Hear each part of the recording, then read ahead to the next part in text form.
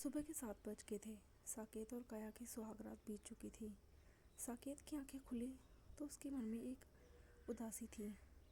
आमतौर पर लोग सुहागरात बीतने के अगले दिन बहुत खुश नजर आते हैं, पर साकेत का मूड पूरी तरह से उखड़ा हुआ था। साकेत ने अनमने मन से बिस्तर छोड़ा और बाथरूम में घुस गया। फ्रेश होकर बाहर आया तो देखा कि उसकी पत्नी काया सकुचाई सी ड्रेसिंग टेबल के सामने खड़ी होकर अपनी बिंदी सही कर रही थी। साकेत ने काया पर एक उचटी हुई सी नज़र डाली और डाइनिंग टेबल की ओर बढ़ गया, जहाँ पर साकेत की माँ नाश्ता लगाकर उसका इंतज़ार कर रही थी। साकेत ने जल्दी जल्दी नाश्ता किया और बाहर की ओर जाने लगा। माँ के पूछने पर साकेत ने बताया कि उसे थोड़ा काम है, इसलिए बाहर जाना पड़ेगा। साकेत तेज़ी से गाड़ी ड्राइव कर रहा था। पिछली रात को साकेत और काया की सुहागरात पर साकेत को कुछ ऐसा अनुभव हुआ था जिसकी कल्पना उसने कभी नहीं की थी। शादी के बाद पति पत्नी एक दूसरे में पूरी तरह डूब जाना चाहते हैं, हर अंग को देख और जान लेना चाहते हैं, और साकेत भी ऐसे मर्दों में से ही था। उसकी आंखें काया की खूबसूरती को पूरी तरह से देख लेना चाहती थी, पर काया अपने अंगों को बार बार सिकोड़ लेती थी और कमरे की लाइट बंद करने को कह रही थी। पर साकेत तो टूटकर प्यार करना चाहता था और काया के सभी अंगों को चूमकर अपना प्यार जाहिर करना चाहता था। पर काया लगातार असहज हो रही थी और अपने दोनों हाथों से अपने आप को ढक ले रही थी। पर साकेत कुदरत की बनाई हुई इस खूबसूरत चीज़ के बीच डूब जाना चाहता था। इसी समय साकेत ने काया के दोनों हाथों को अपने हाथों के जोर से फैला दिया और काया की छाती पर अपना चेहरा सटा दिया। साकेत ने अपनी आंखों में काया के रूप को कैद करना शुरू कर दिया था, और यही वह समय था जब साकेत ने देखा कि काया की छाती पर कुछ रोए हैं और कुछ कालापन सा है, जो आमतौर पर सभी औरतों में नहीं होता। पर चूंकि साकेत उस समय जिस्मानी रिश्ता बनाने के लिए उतावला हुआ जा रहा था, इसलिए उसने कुछ नहीं पूछा। उसने काया के कपड़े एक तरफ कर दिया और उसे किस करने लगा। धीरे से संद बाहर किया और एक झटके में अंदर उतार दिया। काया जोर से चिल्ला उठी, पर साकेत पर तो जैसे प्यार का काम करने का भूत सवार था। उसने झटके पे झटका तब तक चालू रखा जब तक काम खत्म नहीं हो गया। पर जब वह शांत हुआ तब साकेत का सबसे पहला सवाल यही था, ये तुम्हारे रोए और कालेपन का अजीब सा निशान कैसा है? कुछ देर तक तो काया अनसुना करके लेटी रही, पर जब साकेत बार बार वही सवाल दोहराता रहा तो काया ने शर्माते हुए साकेत को बताया कि उसके गले से थोड़ा नीचे बाल हैं। उसने काफ़ी समय पहले ये समस्या अपनी माँ से भी शेयर की थी, पर माँ ने उसे चुप कराते हुए छोटे गले वाले सूट पहनने को कहा और समझाया कि धीरे धीरे ये बाल अपने आप गायब हो जाएंगे। पर साकेत ये सब सुनना नहीं चाहता था। वह तो काया पर ही धोखाधड़ी का इल्ज़ाम लगाने लगा। तो मुझे ये बात शादी से पहले क्यों नहीं बताई? मेरे साथ धोखा हुआ है। काया और साकेत के बीच बातचीत में भी अब कड़वाहट घुलने लगी थी। पर काया, जो किशोरावस्था से ही बाल होने की समस्या से जूझती आ रही थी, अपने पति के ऐसे रिएक्शन के लिए मानसिक रूप से पहले से ही तैयार थी। 28 साल की काया पेशे से एक MBBS डॉक्टर थी। उसने शांत स्वर में साकेत को समझाया कि शरीर में कई जगह अनचाहे बाल होते हैं। कुछ लोगों में सीने के बीच रोए होते हैं, तो कुछ में ये बड़े होकर बाल का रूप धारण कर लेते हैं, जिनसे पीछा छुड़ाना आसान नहीं होता। लेकिन आजकल हेयर रिमूवर, वैक्सिंग और लेज़र तकनीक द्वारा शरीर के किसी भी हिस्से के अनचाहे बाल हटाए जा सकते हैं, और वह भी ऐसा ही कोई साधन अपना लेगी। साकेत ने काया की बात सुनी तो जरूर थी, पर छाती के बीच बाल वाली काया अब उसकी आदर्श पत्नी नहीं रह गई थी। साकेत और काया को 2 दिन बाद हनीमून के लिए मॉरिशस जाना था, पर साकेत ने प्लान कैंसिल कर दिया था। माँ ने वजह पूछी तो साकेत ने काम ज़्यादा होने और तबीयत सही न होने का बहाना बना दिया था। काया ने बहुत सोचा और अपनी छुट्टियां रद्द कर दी, और अगले दिन से ही वे अस्पताल जाने लगी। काया लखनऊ शहर के दीनदयाल उपाध्याय मेमोरियल अस्पताल में डॉक्टर थी, और वहाँ उसकी इमेज बहुत अच्छी थी। आज काया अस्पताल काम पर आई तो उसने दिन भर खूब मन से काम किया और रोज़ से ज़्यादा समय दिया। शाम को 7 बजे वे घर चले गई। रात को बिस्तर पर साकेत मुँह घुमाकर लेटा रहा। काया ने माहौल को नॉर्मल करने के लिए उससे बात करना चाहा, पर साकेत शांत ही रहा। काया ने धीरे धीरे साकेत के शरीर को सहलाना और चूमना शुरू किया। साकेत ने भी काया के शरीर को चूमा, पर ठीक तभी उसकी नज़र काया के बीच के बालों पर पड़ गई और उसका मूड ऑफ हो गया। काया के लिए छाती के बीच बालों का होना अब तक एक नॉर्मल बात हो चुकी थी, पर साकेत के लिए तो ये एक बदसूरती की निशानी थी, और इसलिए उसने काया से तलाक ले लेने की बात तक कह दी। साकेत की ये बात सुनकर काया सन्न रह गई। वह कुछ ना बोल सकी। अलबत्ता उसकी आंखें जरूर डबडबा आई थी। काया के पिता तो उसके बचपन से ही गुजर गए थे। उनकी जगह उसकी माँ ने ही नौकरी की और काया को पाल पोस कर डॉक्टर बनाया और उसके बाद कितने अरमानों से उसकी शादी कराई थी। और आज शादी के कुछ दिनों के बाद काया का पति उसे तलाक देने को कह रहा है। क्या गुजरेगी उसकी माँ पर। अगली सुबह जब काया अस्पताल जाने के रास्ते में थी कि तभी उसके साथी डॉक्टर वासुदेव आनंद का फ़ोन आया, जो काया को जल्दी से अस्पताल आने के लिए कह रहे थे क्योंकि 2 डॉक्टर छुट्टी पर थे और अस्पताल में एक इमरजेंसी केस आ गया था। काया जल्दी से अस्पताल पहुंची तो उसे बताया गया कि 24 साल के एक नौजवान की नाक से बहुत खून निकल रहा है। फिलहाल डॉक्टर वासुदेव आनंद ने प्राथमिक उपचार दे दिया है, बाकी की जांच और ट्रीटमेंट काया को करना होगा। वह 24 साल का नौजवान बिस्तर पर लेटा हुआ था और उसके बगल में तकरीबन 50 साल का कोई शख्स खड़ा हुआ था। काया ने नर्स को मरीज के कुछ जरूरी सैंपल लेने को कहा और मरीज से बातचीत करने लगी। इस बीच डॉक्टर वासुदेव आनंद अपने राउंड पर चले गए थे। काया ने नोटिस किया था कि उस नौजवान का शरीर देखने में काफ़ी मजबूत लग रहा था। अब इनके पिता हैं, जरूर इनकी किसी से कोई लड़ाई हुई होगी। काया ने उस पास खड़े आदमी की ओर देखते हुए पूछा तो ट्रैक सूट पहने हुए उस आदमी ने बताया कि वे इस नौजवान का बॉक्सिंग कोच है और सुशांतो नाम के इस लड़के को चोट भी मैच प्रैक्टिस के दौरान लगी थी। इस बीच नर्स खून का सैंपल लेने आ गई थी। उसके सुई इंजेक्ट करते ही सुशांतो ने बड़ी जोर से मुंह बनाया, मानो उसे बहुत दर्द हो रहा हो। उसकी इस नाटकीयता पर काया मुस्कुराए बिना न रह सकी। बॉक्सिंग करते हो और एक छोटी सी सुई से डरते हो, काया ने कहा। अरे मैडम, पंच झेलना आसान है, पंच से डर भी नहीं लगता, मगर ये सुई उससे ज़्यादा डराती है। पहली बार सुशांतो कुछ बोला था। सुशांतो की आवाज़ काफ़ी भारी और रौबदार थी। काया ने एक बार फिर से सुशांतो के चेहरे की ओर देखा। कितना शांत चेहरा था सुशांतो का, मगर इस चोट ने फिलहाल किस तरह उसके चेहरे को बिगाड़ कर रख दिया था।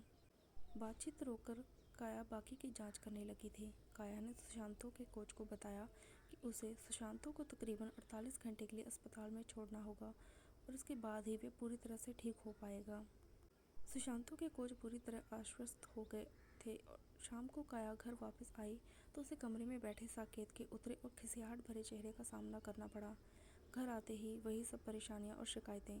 अस्पताल में तो इतनी समस्याएं, बीमारियों से लड़ते मरीज और परेशानी झेलते उनके परिजन, फिर भी सभी के मन में एक उम्मीद होती है कि एक दिन वे अपने मरीज को ठीक होता देखेंगे और उसे अपने घर ले जा सकेंगे।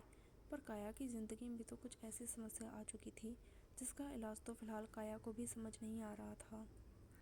काया ने 1-2 बार साकेत से बोलने की कोशिश की, पर वह काया से बात नहीं करना चाहता था। बिस्तर पर भी साकेत करवट लेकर ही लेटा रहा। अगले दिन जब काया अस्पताल में सुशांतो के पास पहुंची तो सुशांतो बिस्तर पर लेटा हुआ मोबाइल चला रहा था। तुम लोग मोबाइल में कितना लगे रहते हो ना, काया ने मुस्कुराते हुए कहा। तो सुशांतो ने बड़े स्टाइल से झट से मोबाइल को तकिए के नीचे छिपा लिया। काया और सुशांतो के बीच बातचीत बढ़ने लगी थी। सुशांतो उत्तर प्रदेश के तराई इलाके का रहने वाला था। उसके पिता एक प्राइवेट जॉब करते थे। उसके घर में एक छोटी बहन भी थी। पिता चाहते थे कि सुशांतो कोई नौकरी कर ले जिससे घर का खर्चा चले, पर सुशांतो तो फिटनेस फ्रीक था। उसकी लगन देखते हुए उसके कॉलेज के स्पोर्ट्स टीचर ने उसे लखनऊ जाकर बॉक्सिंग में कैरियर बनाने को कहा और तभी से वह लखनऊ में केडी सिंह बाबू स्टेडियम में बॉक्सिंग सीख रहा था। आपके आते ही ये कमरा फूलों की खुशबू से भर जाता है डॉक्टर मैडम। ये किस परफ्यूम की खुशबू है? बड़े ही अलग अंदाज में सुशांतो ने यह सवाल पूछा तो काया को थोड़ा अजीब लगा। काया ने सुशांतो के चेहरे को देखा तो उसके चेहरे पर एक मासूम भोलापन था। मेरा मतलब है कि आपका आना मुझे बहुत अच्छा लगता है और सच कहूँ तो आप भी मुझे बहुत अच्छी लगती हैं, एक सांस में कह गया था सुशांतो। काया बोली, एक शादीशुदा डॉक्टर से ऐसी बातें करना अच्छी बात नहीं। कहते हुए वह कमरे से बाहर निकल गई और लॉबी में रखे एक्वेरियम के पास आकर खड़ी हो गई। वह रंग बिरंगी मछलियों को देखने लगी। सभी मछलियाँ पानी में तैरती हुई बिना किसी तनाव के ऑक्सीजन के बुलबुलों से अटखेलियाँ कर रही थी। काया ने एक लंबी सांस छोड़ी और अपने कैबिन की ओर बढ़ गई। सुशांतो का आज डिस्चार्ज होना था। उसके कोच उसे लेने आ गए थे। अब तुम्हें कोई तकलीफ़ नहीं होगी, चोट पूरी तरह से ठीक है और अगर समस्या हो तो डायरेक्ट मुझसे बात कर सकते हो, काया ने अपना मोबाइल नंबर देते हुए कहा था। काया घर आई तो उसकी सास ने उसे बताया कि साकेत को ऑफिस के काम से 3-4 दिन के लिए बेंगलुरु जाना पड़ गया। अचानक साकेत कम से कम एक मैसेज तो कर सकता था। काया बुदबुदा उठी। फिर काया बिस्तर पर लेट गई। उसके जहन में एक्वेरियम वाली मछलियाँ घूम रही थी, तैरती हुई, आज़ाद, ऑक्सीजन के बुलबुलों से अटखेलियाँ करती हुई। अगले दिन डॉक्टर्स डे था। काया के मोबाइल पर कुछ मैसेज आए थे। काया ने देखा कि ये मैसेज उसे सुशांतो ने किए थे, जिनमें उसने डॉक्टर्स डे विश करते हुए डॉक्टर्स की तारीफ़ के बारे में बहुत कुछ लिखा था। और एक औरत का डॉक्टर होना और भी मायने रखता है, क्योंकि वह घर और बाहर दोनों जगह के मरीजों को अच्छी तरह से डील करना जानती हैं। काया सुशांतो का मैसेज पढ़े जा रही थी, जिसमें आगे लिखा हुआ था, मेरे बॉक्सिंग स्किल से खुश होकर मेरे कोच आज मुझे नई बाइक दिला रहे हैं। अगर आज आप इस मरीज के लिए थोड़ा समय निकाल सको तो इस मरीज की तबीयत और भी अच्छी हो जाएगी। काया ने मैसेज पढ़कर खुशी महसूस की और उसका रिप्लाई कर दिया, ओके, आज शाम को 5 बजे मिलते हैं। शाम को 4:45 ही सुशांतो का फ़ोन आ गया। वे बाहर काया का इंतज़ार कर रहा था। लाल और काले रंग की स्पोर्ट्स बाइक की सीट पर शान से बैठा हुआ सुशांतो बहुत हैंडसम दिख रहा था। काया बाइक की सीट पर बैठ गई। उसने बाइक को थोड़ा आगे बढ़ाया और फिर बाइक की रफ्तार बढ़ा दी।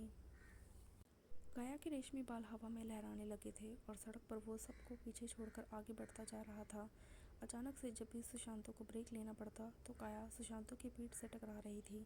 सुशांतो को भी इस बात का एहसास हो रहा था और शायद इसीलिए अब वह बार बार ब्रेक लगाने लगा था। कुछ देर बाद उसने पिक्योर म्यूजिकल फाउंटेन के पास बाइक रोक दी, जहाँ रंग बिरंगा पानी संगीत की लय के साथ झूम रहा था। गीत के बोल थे, तेरे हाथ में मेरा हाथ हो, सारी जन्नतें मेरे साथ हो। गीत ने रोमांटिक माहौल बना दिया था। सुशांतो ने काया के नरम हाथों को अपने हाथों में ले लिया और सहलाने लगा। काया ने भी कोई विरोध नहीं किया। उसके अंदर की डॉक्टर इस समय दरकिनार हो गई थी और उसके अंदर की औरत की इच्छाएं बलवती हो रही थी। दोनों कुछ देर हाथ में हाथ डाले बैठे रहे, पर अचानक आए फ़ोन ने दोनों की इस प्रेम तंद्रा को भंग कर दिया। काया झट से खड़ी हो गई। उधर से साकेत की आवाज़ थी, तुमने अपने शरीर की इस बीमारी को मुझसे छिपाया और मुझसे शादी करके मुझे धोखा दिया। मैं तुम्हारे साथ और नहीं रह सकता। मुझे तुमसे तलाक चाहिए। इस बात के बाद साकेत ने फ़ोन काट दिया था। साकेत की कड़वी बातें सुनकर काया काफ़ी दुखी हो गई। उसे इस समय किसी साथी की तलाश महसूस हो रही थी।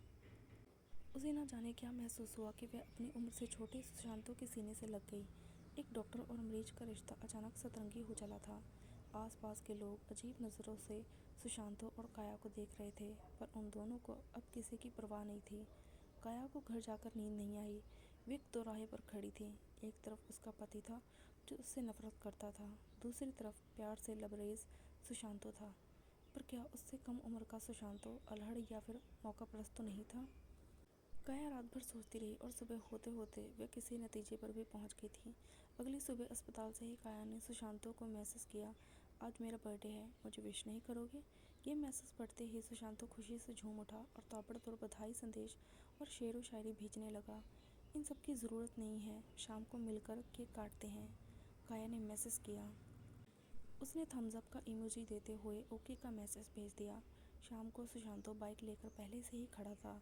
बाइक पर बैठते ही काया ने सुशांतो को बाइक होटल गोमती राइम्स की तरफ मोड़ने को कहा।